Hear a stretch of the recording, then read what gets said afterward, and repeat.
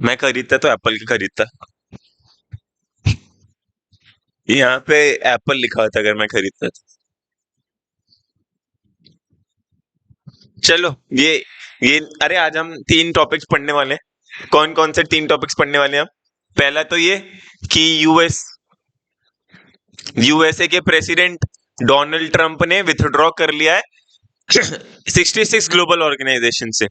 66 में बाकी 65 तो बहुत ज्यादा रेलेवेंट नहीं है, लेकिन एक बहुत ज्यादा रेलेवेंट है जिसका नाम है international Solar alliance. International Solar alliance इसलिए इंपॉर्टेंट है क्योंकि ये फर्स्ट एवर इंटरनेशनल ऑर्गेनाइजेशन थी जिसका हेडक्वार्टर्स इंडिया में है। कहां पे? गुड़गांव, गुरुग्राम। ठीक है, पहला न्यूज ये हो गया। दूसरा न्यूज ये है कि रिसेंटली सुप्रीम कोर्ट का एक जजमेंट आया था ऑन ग्राफ्ट लॉ। तो ग्राफ्ट लॉ क्या होता है, जजमेंट क्या था, कौन से जजेस की बेंच थी, ये सब हम डिस्कस करेंगे। नेक्स्ट एक टॉपिक हम पढ़ने वाले हैं क्या, स्पेस रिलेटेड। स्पेस से टॉपिक ये आ रहा है कि आर्टेमिस मिशन यूएसए के नासा ने लॉन्च किया है। आर्टेमिस 2। तो आर्टेमिस 1 क्या है वो भी पता होना चाहिए, आर्टेमिस 2 के बाद कोई 3 है वो भी पता होना चाहिए, और इंडिया के क्या रिलेटेड मिशन है वो भी पता होना चाहिए। ठीक है, तो हम शुरू करते हैं। तो ये पढ़ लो, ये देख लो, एक नजर मार लो। मार ली, चलो गुड।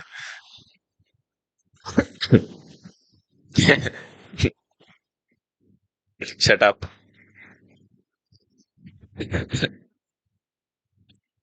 इंटरनेशनल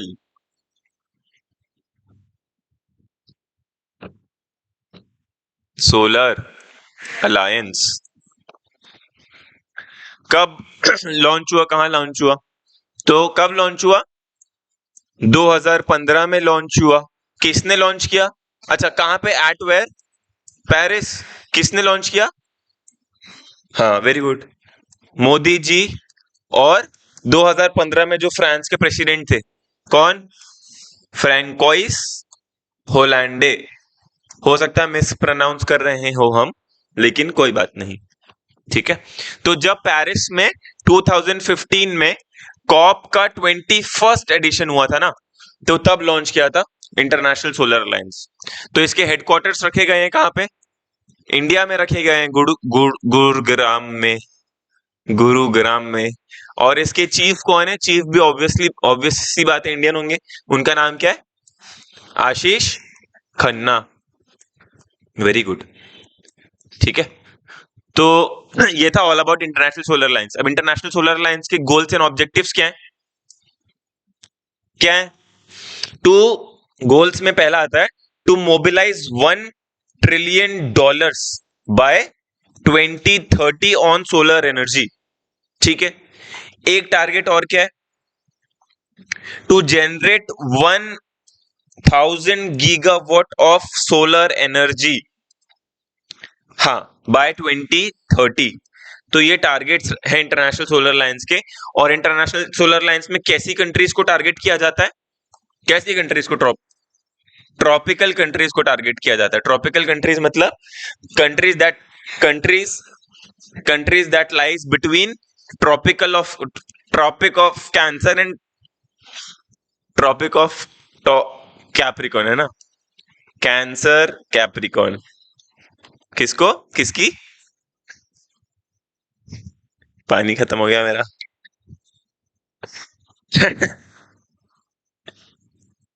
नहीं नहीं नहीं, पानी समझ आया। ये क्वेश्चन पूछ सकते हैं कैसी कंट्रीज को टारगेट किया जाएगा, और गोल्स पूछ सकते हैं आप लोगों से, और इंटरनेशनल सोलर अलायंस के आसपास चीजें और पूछ सकते हैं। अब ये हो गया। अब हम थोड़ा आपको बता दूं किसके बारे में, कॉप के बारे में। अरे, इसलिए बोल रहा हूँ एप्पल का लूंगा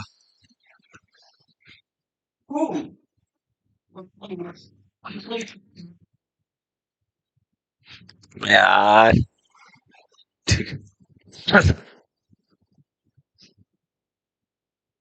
चलो, कॉप के बारे में बता दूं आप लोगों को। तो कॉप क्या है? क्या है? क्या है? कॉन्फ्रेंस ऑफ पार्टीज है, लेकिन क्या है? COP is the decision making body और annual review review meeting body of UNFCCC। इसकी एनुअल मीटिंग्स होती हैं। अब सुनो, रियो समिट हुआ था कब? 1992 में। तो उसमें जो कंक्लूजन था वो क्या था? एजेंडा 21। एजेंडा 21 में 3 लॉस। एजेंडा 21 मतलब क्या है? 21 रिप्रेजेंट्स व्हाट? 21st century. कि जब 21st सेंचुरी में हम मूव करेंगे, मतलब 2000 में जब हम हमारी 21st सेंचुरी आ जाएगी, तब हम क्या क्या टारगेट्स रखने चाहिए हमारे लिए। तो टारगेट को अचीव करने के लिए 3 लॉस बनाए। कौन कौन से? United Nation Framework Convention on Climate Change, United Nation Convention to नहीं, United Nation Convention on Biodiversity, United Nation Convention to Combat Desertification. तो ये 3 लॉज बनाए थे, जिसमें से ये जो 2 कन्वेंशन है, इनकी जो भी रिव्यू मीटिंग होती है वो 2 साल में एक बार होती है, बायनियल। और यूएनएफ ट्रिपल सी की जो मीटिंग होती है वो एनुअल होती है। तो इस साल कौन सा एडिशन था इसका? मतलब लास्ट ईयर COP30 कहां हुआ? ब्राजील में हुआ। ब्राजील में कहा? बेलेम में। COP31 कहां होने वाला है? COP31 कहां होने वाला है? हाँ, तुर्की। COP29 कहां हुआ था? अजरबैजान की कैपिटल बाकू में हुआ था। COP21 कहां हुआ था? बोर्ड में ही लिखा है बेटा, ये लिखा हुआ। पेरिस में हुआ था। ठीक है, बस। पहला कॉप कब हुआ था वो भी जानना इंपॉर्टेंट है। 1995 कहां पे हुआ था? जर्मनी। ठीक है। इसके अलावा एक कॉप और इंपॉर्टेंट है, COP26। ये कहां हुआ था? ग्लासगो। और इधर क्यों? हाँ, लाइफ इनिशिएटिव लॉन्च किया था मोदी जी ने, लाइफस्टाइल फॉर एनवायरमेंट। क्लियर? जिसके अंदर इंडिया के सारे ग्रीन प्रोजेक्ट्स आते हैं। ठीक है, तो ये था all about COP. International solar alliance के बारे में भी बता दिया गया है आप लोगों को। कोई डाउट, कोई शक है तो पूछ सकते हैं आप लोग। अब डोनाल्ड ट्रंप ने क्यों विथड्रॉ किया इससे? तो उनकी रीजनिंग ये है कि भाई हमारे कुछ नेशनल इंटरेस्ट के लिए कमिटमेंट्स हैं जो हमारे मतलब अलाइन नहीं करते इनके कमिटमेंट्स के साथ। ठीक है, मतलब वो इंडस्ट्रियल फेवर अप्रोच ज्यादा रखते हैं। तो उनका कहना है कि अगर हमने आपके कमिटमेंट्स फुलफिल किए तो हमारे नेशनल इंटरेस्ट के लिए थोड़ा खराब चीज है वो। क्लियर? आगे अच्छा, इसके क्वेश्चंस भी लाया था मैं, ये लिख लो पहले, इसके क्वेश्चंस करवाता हूं। ठीक है, बोलना पड़ता है। पैसेज पढ़ लो। नहीं पढ़ा तो। हम्म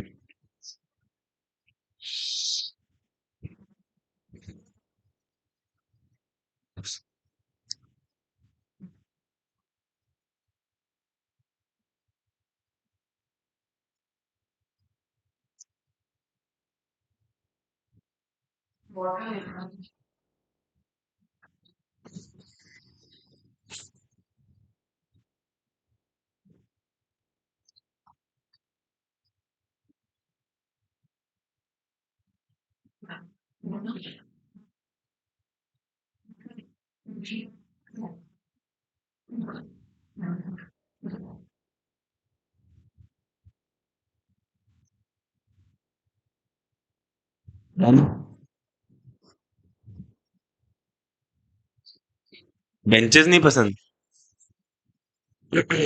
वो खुलने वाली है, पंकज सर के पास।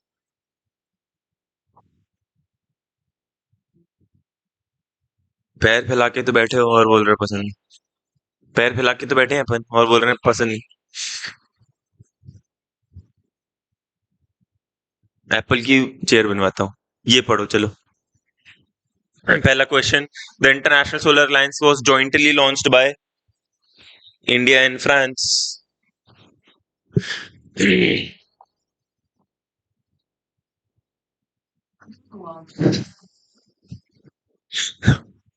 Which of the following describes the primary object of the International Solar Alliance?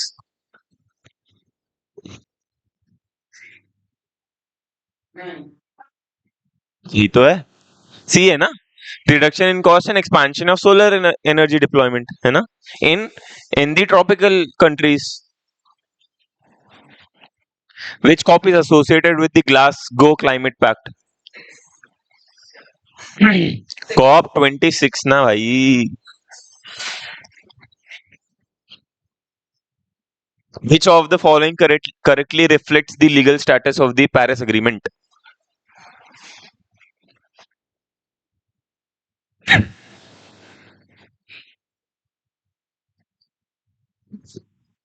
अच्छा.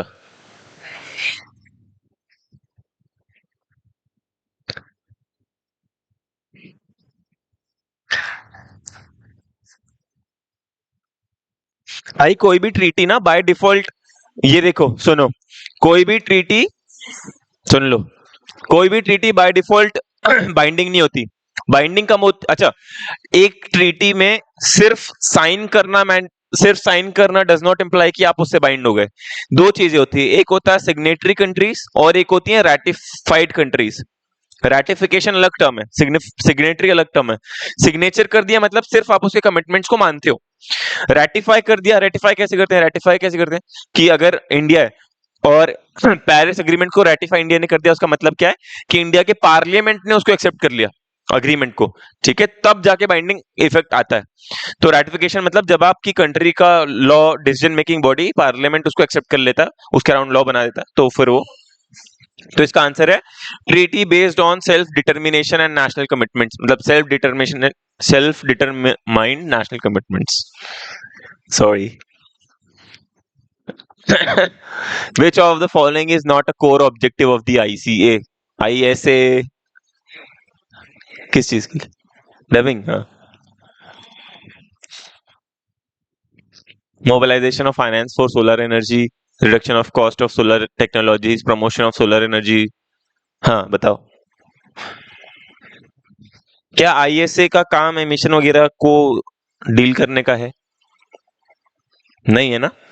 तो जो सोलर से रिलेटेड नहीं दिख रहा वो सही होगा. डी. ऐसी गलती पेपर में मत करना है ना. पेपर में, पेपर आपको ऐसा मिलेगा पन्नों में, तो पेंसिल यूज कर सकते हो, तो वहां पे नॉट दिखा रहेगा ना, तो ऐसे ऐसे गोला कर देना ताकि वो नोट. हाँ. और कभी इनकरेक्ट भी आता है, विच of the following statement is incorrect, तो इनकरेक्ट को भी अंडरलाइन कर लेना ताकि.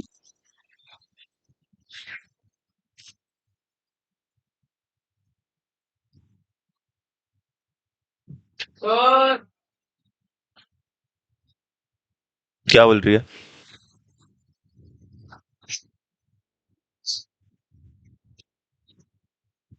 ऑब्वियसली. चेक किया था.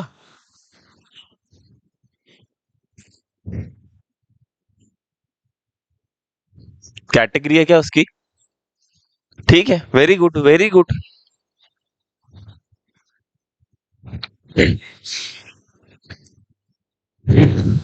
दूसरा टॉपिक हम पढ़ने वाले हैं. दूसरा टॉपिक हम क्या, कौन सा पढ़ने वाले थे? ग्राफ्ट लॉ के ऊपर. अरे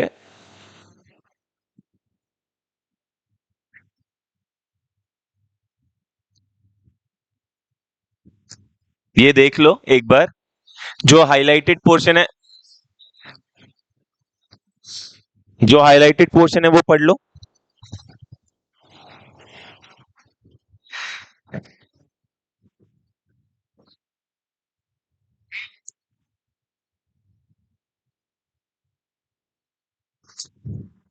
हम्म. आज 12 बजे के पहले. चलो पढ़ लिया.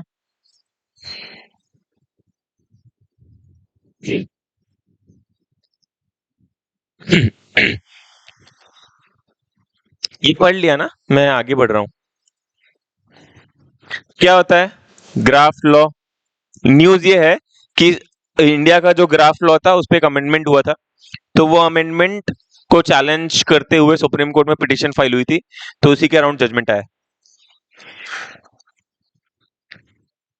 क्या होता है ग्राफ लॉ, मतलब क्या?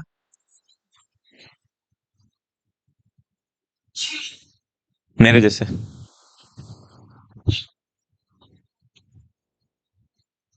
Shut up.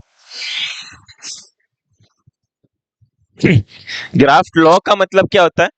ग्राफ लॉ का मतलब ऐसा लॉ मतलब एंटी करप्शन लॉ, ऐसा लॉ जो पब्लिक ऑफिस के मिसयूज को बचाता है, ये करप्शन से रिलेटेड जो भी लॉ होता है वो होता है ग्राफ्ट लॉ। जो आप बोल रहे हो वो इसका पर्पस है कि इंडिया का ग्राफ्ट लॉ क्या है। इंडिया का ग्राफ्ट लॉ कौन सा है? Prevention of corruption act. कब का है? 1988। तो ये इंडिया का ग्राफ्ट लॉ है, ठीक है। तो इंडिया के ग्राफ्ट लॉ में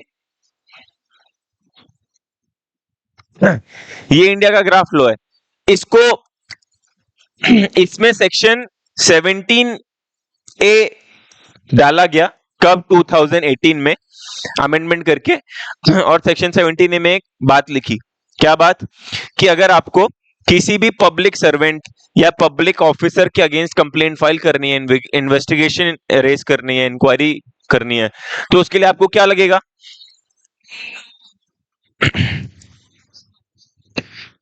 उससे सैंक्शन लेना पड़ेगा। मतलब सैंक्शन लेना पड़ेगा किसका? एप्रोप्रिएट गवर्नमेंट का। एप्रोप्रिएट गवर्नमेंट कौन सी होगी?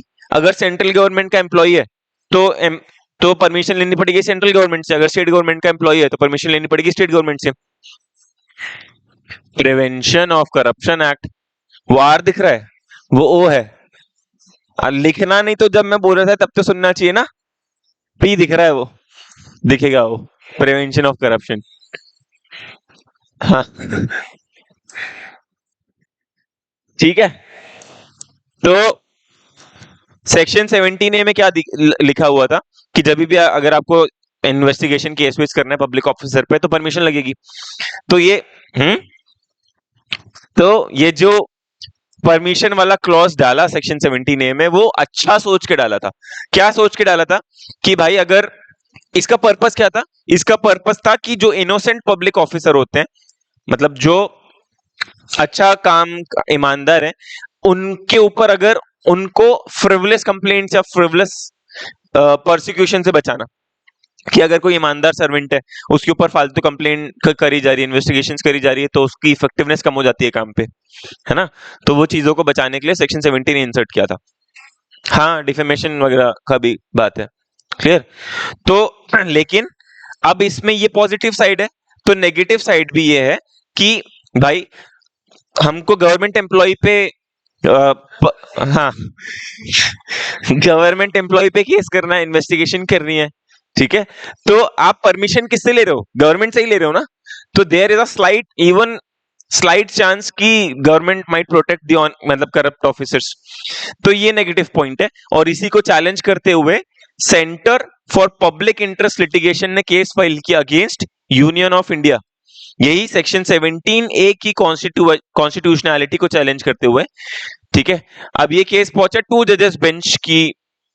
कौन से 2 जज थे? Very good. 2 जजेस बेंच तक गया केस। पहली जज है जस्टिस बी वी नागार्थना और जस्टिस के वी विश्वनाथन। लिटरेसी रेट ज्यादा है, ठीक है। तो जो जजमेंट आया, जजमेंट 1:1 की रेशियो से आया। 1:1 का मतलब है स्प्लिट वर्डिक्ट बोलते हैं उसको, मतलब कोई भी इफेक्टिव जजमेंट नहीं है। केवी विश्वनाथन जी का कहना है कि सेक्शन 17 ए में लिखा हुआ है कि सैंक्शन लेना पड़ेगा, तो सैंक्शन तो लेना पड़ेगा भाई। लेकिन उनका कहना है कि आप गवर्नमेंट एम्प्लॉय पे केस करने के लिए गवर्नमेंट से सैंक्शन मत लो। आप सैंक्शन किससे लो? किससे लोग? इंडिपेंडेंट अथॉरिटी से लो। इंडिपेंडेंट अथॉरिटी कौन हो गई? वेरी गुड, लोकपाल और लोकायुक्त। हाँ ठीक है। इनका कहना है कि भाई सैंक्शन लिखा हुआ है वहां पे, लॉ ने सैंक्शन लिखा है तो सैंक्शन तो लेना पड़ेगा, लेकिन गवर्नमेंट से सैंक्शन मत लो। आप सैंक्शन किससे लो? इंडिपेंडेंट अथॉरिटी से। वो हो गए लोकपाल एंड लोकायुक्त, ठीक है। क्वेश्चन पूछूं एक?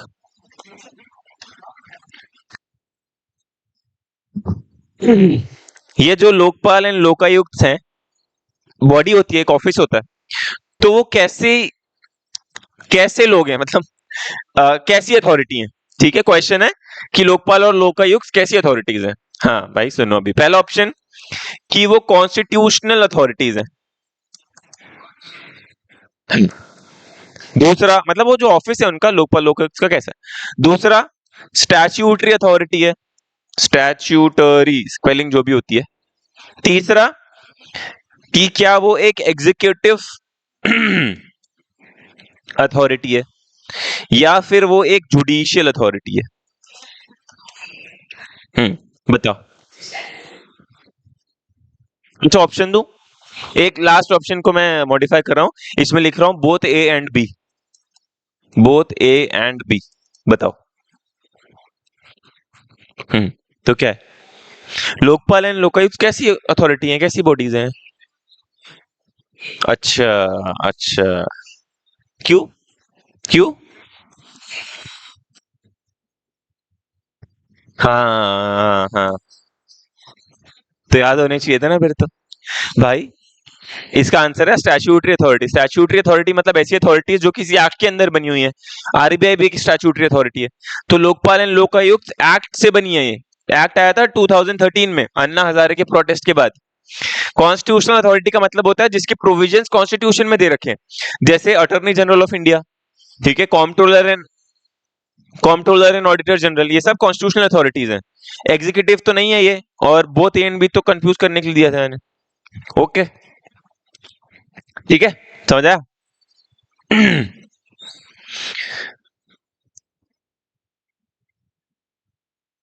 सुनो अब। सिंस अच्छा, इनका जजमेंट हो गया, केवी विश्वनाथन का ये कहना है, बीवी नागार्जुन जी का कहना है कि भाई जब वहां पे गवर्नमेंट की परमिशन लिखी है तो परमिशन आप गवर्नमेंट से ही लोगे, ये लोकपाल एंड लोकायुक्त गवर्नमेंट के अंदर नहीं आते। ठीक है, और इन्होंने इनके पॉइंट ऑफ व्यू से सेक्शन 70 ने कंप्लीटली अनकॉन्स्टिट्यूशनल है। ठीक है, तो ये दोनों का जजमेंट थोड़ा कॉन्ट्राडिक्टरी हो गया, इसलिए उसको स्प्लिट वर्डिक्ट बोल रहे हैं हम। अब क्या होगा इसका? इसका कंक्लूजन ये है कि ये जजमेंट 2 जजेस की बेंच से रिफर किया जाएगा लार्जर बेंच को। या तो 3 जजेस की बेंच बैठेंगी या तो 5 जजेस की बेंच बैठेगी इंक्लूडिंग दी सीजीआई। कौन है? जस्टिस सूर्यकांत। संजीव खन्ना इसके पहले थे। नेक्स्ट कौन बनने वाले कोई जो नेक्स्ट बनेंगे, उसके नेक्स्ट कौन बनेंगी? बीवी नागार्जुन। तो अगर ये सीजीआई बन जाती हैं तो she will be the first ever women chief justice of India. ठीक है, समझ आई? तो ये था पूरा टॉपिक। लोकपाल एंड लोकायुक्त का एक्ट आया था 2013 में, लेकिन फर्स्ट लोकपाल कौन थे? अब देखो, लोकायुक्त काम करते हैं स्टेट लेवल पे, मतलब और ये एंटी करप्शन बॉडीज हैं। स्टेट में जितने भी करप्शन के केसेस होते हैं वो लोकायुक्त के पास जाते हैं। लोकपाल सेंट्रल लेवल पे काम करते हैं। ठीक है, तो अब लोकायुक्त स्टेट पे होते हैं तो हर स्टेट की अलग अलग अथॉरिटीज होंगी, तो आपके लिए वो इंपॉर्टेंट नहीं है। आपके लिए इंपॉर्टेंट है कि लोकपाल कौन है। तो फर्स्ट लोकपाल कौन थे? पिनाकी चंद्र घोष। कब थे, कब अपॉइंट किए गए थे? 2019 में।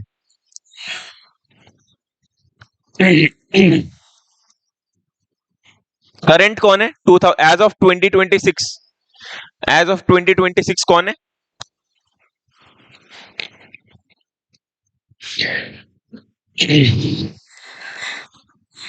डेथ हो गई उनकी। हम्म।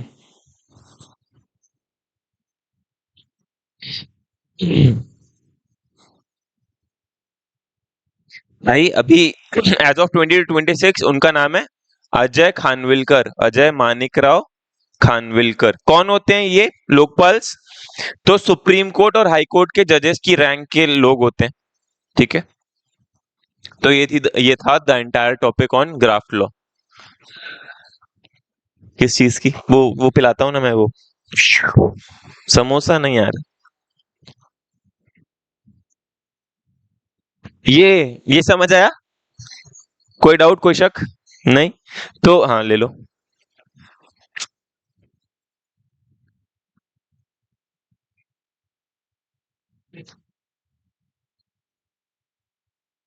हो गया, चलो इसके पैसेज कर लो। हम्म। पढ़ लो।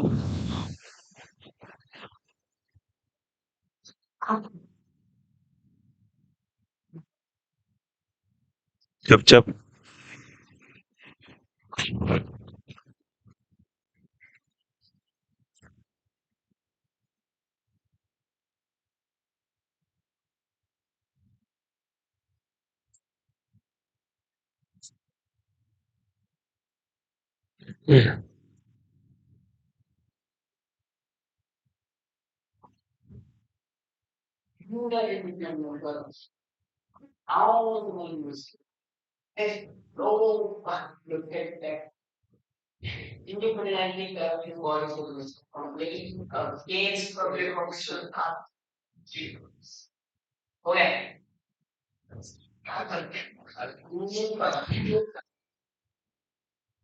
हो गया। लो पहला क्वेश्चन पढ़ो।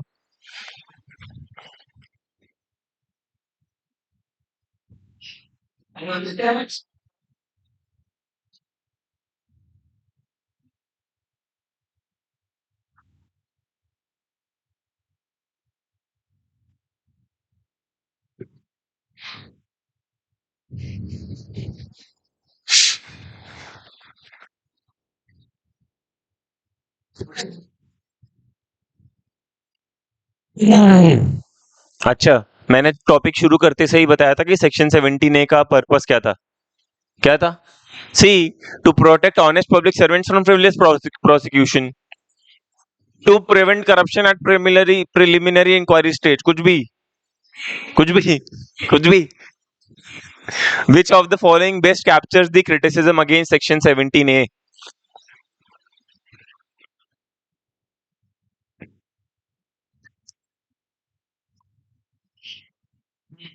सी, which of the following statements about is incorrect, है ना? Incorrect.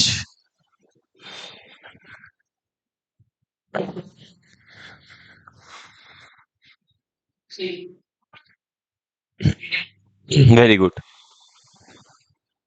What is the C? इसका ना सी था। ओके गुड, बताना पड़ता है। With what is the immediate legal consequence of the split verdict?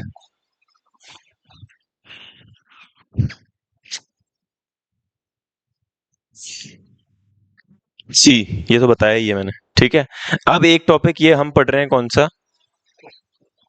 Last है ये वाला, स्पेस वाला।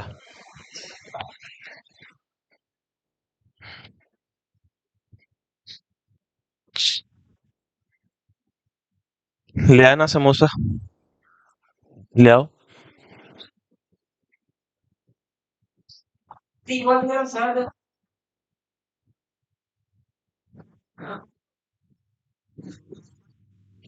45 रुपए पर पर्सन। भाई 30 रुपए का समोसा आता है, 30 रुपए का आता है। चलो नेक्स्ट, नेक्स्ट टॉपिक है NASA's Artemis mission version 2। Version 1 में क्या था? Very good question. पहले 2 पढ़ लेते हैं। नहीं, 2 से भाई अभी 2 इसलिए आया है न्यूज में क्योंकि ये अपडेट आया है कि फरवरी के फर्स्ट वीक या सेकंड वीक में लॉन्च हो जाएगा आर्टेमिस मिशन। ठीक है, आर्टेमिस मिशन क्या है? तो आर्टेमिस मिशन है अच्छा, मून से रिलेटेड है। तो मून में फर्स्ट लैंडिंग कब हुई थी? 1960। 60 वॉट? अपोलो कौन सा? वाह, पहली मून लैंडिंग हुई थी 1969 में इन द मतलब कहाँ, किस मिशन के अंदर? अपोलो 11। कौन से पहले पर्सन थे टू? Neil Armstrong. उनके साथ एक और थे ना, हाँ। ठीक है, ठीक है, ये हो गई फर्स्ट मून लैंडिंग। इसके बाद यूएसएसआर के भी काफी मिशन गए थे। लेकिन क्वेश्चन ये है कि अभी ये जो मिशन है इसका पर्पस भी मून में लैंडिंग तो नहीं है, लेकिन मून की सरफेस से वापस जाके घुमा के वापस आ जाना, बता रहा हूं। तो क्वेश्चन ये है कि अभी मतलब 2026 में होगा ये मून मिशन। मून में लैंडिंग नहीं होगी लेकिन मून जाएंगे। लेकिन इसके पहले लास्ट मिशन कब गया था? हाँ, ना, हाँ, अपोलो 17, 1972। तो हो चुके हैं 50 साल से ज्यादा। हाँ, कौन गया था? अपोलो 17 से जाने वाले जो हैं उनमें सबसे इंपॉर्टेंट नाम मैं बता देता हूं। Eugene, Eugene Cernan. ठीक है, he is known to be the last person to step on the moon. हाँ, 1972 में लास्ट मून लैंडिंग हुई थी, तो he is known as the last person to step on the moon, और ये Apollo 17 के विंग कमांडर थे, मतलब मिशन कमांडर। ठीक है, इनका नाम इंपॉर्टेंट है आपके लिए।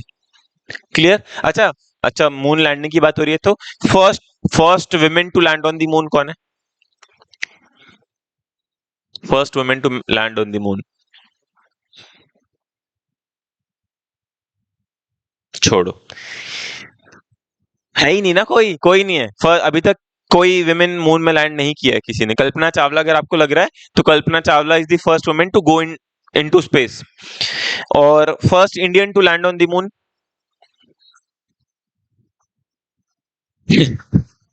Good question. कोई नहीं है, इंडिया इंडिया में से भी अभी तक कोई मून नहीं गया है। तो वो इस मतलब वही है लॉजिक कि कोई, अगर आपको लग रहा है राकेश शर्मा, तो Rakesh Sharma is the first person, first Indian to go into space, वही है। ठीक है। हाँ, आर्टेमिस मिशन 2 का पर्पस क्या है? आर्टेमिस मिशन 2 का पर्पस ये है कि ये 10 दिन का 10 डेज फ्लाइट है अर्थ से मून एंड बैक। मतलब इसमें ऐसा है कि अर्थ से मून जाएंगे, मून की सरफेस पे थोड़े रिसर्च वगैरह करेंगे, फिर वापस आ जाएंगे। ठीक है। और ये टेस्ट बनेगा आर्टेमिस मिशन 3 के लिए। आर्टेमिस मिशन 3 में नासा भेजेगी एस्ट्रोनॉट्स को मून पे फॉर रिसर्च पर्पसेस। हाँ, इसमें सिर्फ पेलोड जा रहा है। देखो, अब इसमें ध्यान रखने वाली बात यह है कि एक रॉकेट के दो पार्ट होते हैं, ये तो होता है रॉकेट और ये होता है पेलोड। ठीक है। तो रॉकेट का नाम है SLS, space launch system rocket, और ये नासा का हेवीएस्ट रॉकेट है। ठीक है, ये मिशन किसका है? नासा का है। तो नासा का हेवीएस्ट रॉकेट है SLS रॉकेट, तो उसके थ्रू जा रहा है। पेलोड का नाम क्या है? ओरायन। ओरायन। ठीक है। ओके। इसमें आर्टेमिस मिशन 2 में बैठ के जा रहे हैं 4 लोग, चारों के नाम मैं लिखवा देता हूं आप लोग को। कमांडर का नाम है, इधर लाता हूं थोड़ा, 4 लोगों की टीम है जिसमें कमांडर का नाम है रीड वाइजमैन, और फिर पायलट भी है। पायलट का नाम है विक्टर ग्लोवर। Victor Glover. फिर मिशन स्पेशलिस्ट हैं 2, उनके नाम कुछ खास इंपॉर्टेंट नहीं है। तो ये दोनों कहां से हैं? यूएसए से ही हैं। क्लियर? यूएसए से ही हैं। ये कहां से लॉन्च होगा? कहां से लॉन्च होगा गेस करना। नासा का मिशन कहां से लॉन्च होगा? Kennedy Space Center, Florida. Oh wow. Hmm. ठीक है। आर्टेमिस मिशन 3 के लिए बेस बनेगा ये। आर्टेमिस मिशन 3 में क्या है कि आर्टेमिस मिशन 3 में मून के साउथ साइड में एस्ट्रोनॉट्स को भेजा जाएगा फॉर रिसर्च पर्पस। ठीक है। आर्टेमिस मिशन 2 हो गया, 3 हो गया, 1 भी होता होगा, 1 भी हुआ होगा। ठीक है। तो आर्टेमिस मिशन 1 ये कब लॉन्च हुआ था? 2022 में। इसमें खाली आर्टेमिस 2 के लिए, मतलब आर्टेमिस 2 के लिए टेस्ट ड्राइव थी वो, मतलब उसका सिस्टम वगैरह चेक किए थे, तो वो आर्टेमिस मिशन 1। ठीक है। ये तीनों मिशन पार्ट बनते हैं आर्टेमिस प्रोग्राम के। आर्टेमिस प्रोग्राम जो नासा ने 2020 में लॉन्च किया था। क्लियर? नासा के चीफ का नाम क्या है? नासा के चीफ का नाम क्या है? नासा के चीफ का नाम है जैरेड आइजैकमैन। इसके पहले इन्होंने रिप्लेस किया था किसको? एक्स कौन थे? Bill Nelson. नासा कब स्टैब्लिश हुआ? 1958। इसरो कब स्टैब्लिश हुआ? अच्छा, 100 बार बता चुका हूँ ये तो मैंने। क्यों? धुर्जा। इसरो स्टैब्लिश हुआ था 1969। इसरो ने रिप्लेस की थी किसको? INCOSPAR. Indian Committee for Space Research.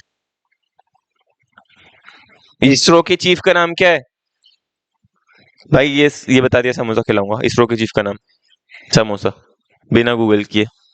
ISRO के चीफ का नाम है डोनाल्ड ट्रम्प।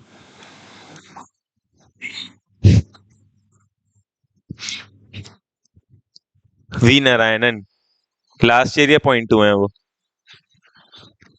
अच्छा अच्छा अच्छा, समझ आया। Artemis mission. अच्छा, एक ये तो हो गया आर्टेमिस मिशन। एक आर्टेमिस प्रोग्राम, आर्टेमिस अकॉर्ड भी है। आर्टेमिस अकॉर्ड, इसका और आर्टेमिस प्रोग्राम का कोई रिश्ता नहीं है, सिर्फ नाम कॉमन है। आर्टेमिस अकॉर्ड में दिया हुआ है कि ये आर्टेमिस अकॉर्ड 2020 में साइन किया गया था। अकॉर्ड मतलब क्या होता है? अग्रीमेंट। ठीक है, ये 2020 में साइन किया था। इसमें अराउंड 30+ कंट्रीज मेंबर हैं और इसका पर्पस सिर्फ एक ही है, peaceful space exploration. Peaceful space exploration मतलब एक कंट्री दूसरे कंट्री के स्पेस प्रोग्राम्स में टांग नहीं अड़ाएगी। ठीक है, रिसर्च पे इंटरफेरेंस नहीं करेगी। तो वही है। इंडिया ने कब साइन किया? इंडिया ने साइन किया 2023 में। ये इंपॉर्टेंट है। तो हो गया, ले लो। क्वेश्चन करते हैं फिर।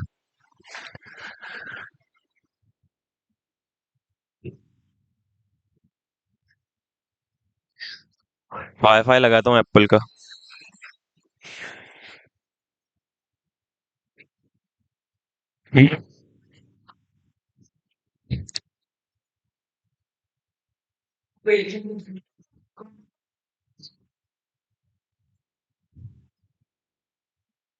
जो भी लगाएंगे सब एप्पल का लगाएंगे। जो भी लगाएंगे सब एप्पल, फर्नीचर भी एप्पल। हाँ हाँ, चलो क्वेश्चन कर लेते हैं।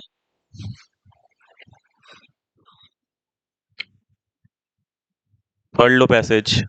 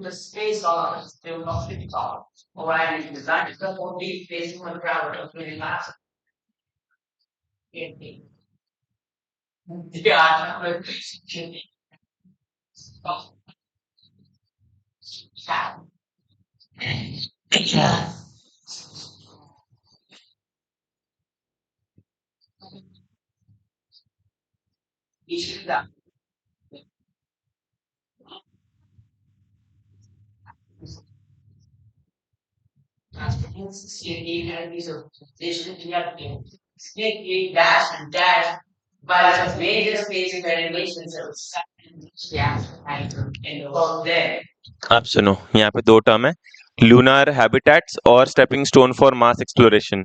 मार्स में आपको पता है कि प्लान चल रहा है कम्युनिटी स्टैब्लिश करने का, हैबिचुअल कम्युनिटी स्टैब्लिश करने का। तो उसके लिए स्टेपिंग स्टोन है ये मिशन, क्योंकि इसके थ्रू मून में एज अ चेक पॉइंट रख रहे हैं कि मून में जाएंगे और लॉन्गर टर्म के लिए रिसर्च कर सकते हैं फिर। ठीक है, बार बार अर्थ से मार्स जाना कन्वीनियंट नहीं है, तो मून में हमारा रिसर्च बेस बनेगा जो मार्स के लिए रिसर्च वगैरह करेगा। ठीक है, एक्सप्लोरेशन। तो वो था stepping stone for Mars exploration.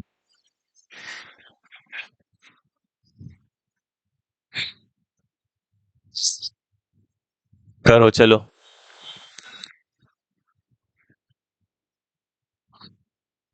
हाँ, अच्छा अच्छा।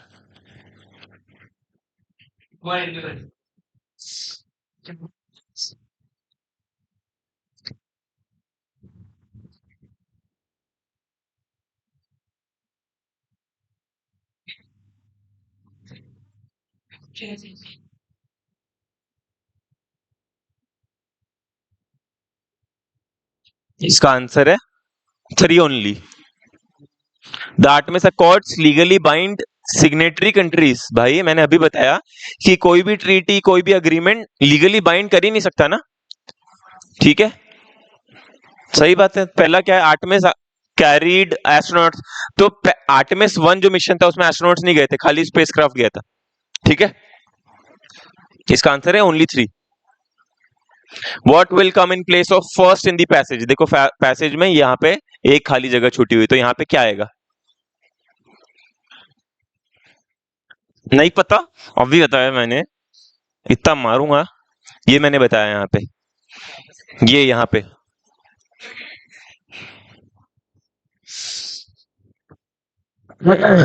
तो इंडिया बिकेम अ सिग्नेटरी इन कब? 2023। Which of the following statements about Artemis Accord is incorrect? They are legally binding treaties. Very good. They promote peaceful space exploration. सही है. They encourage transparency among nations. सही है. They allow resources utilize. Binding treaty नहीं है। चलो ये बताओ, passage पढ़ना पड़ेगा उसके लिए। अच्छा सही में? पक्का? हाँ, तो आर्टेमिस अकॉर्ड चाइना और रशिया ने साइन नहीं किया है, चाइना और रशिया ने। Who were the astronauts in on Apollo 11 who walked on the moon? ए है कि सी है कि डी है?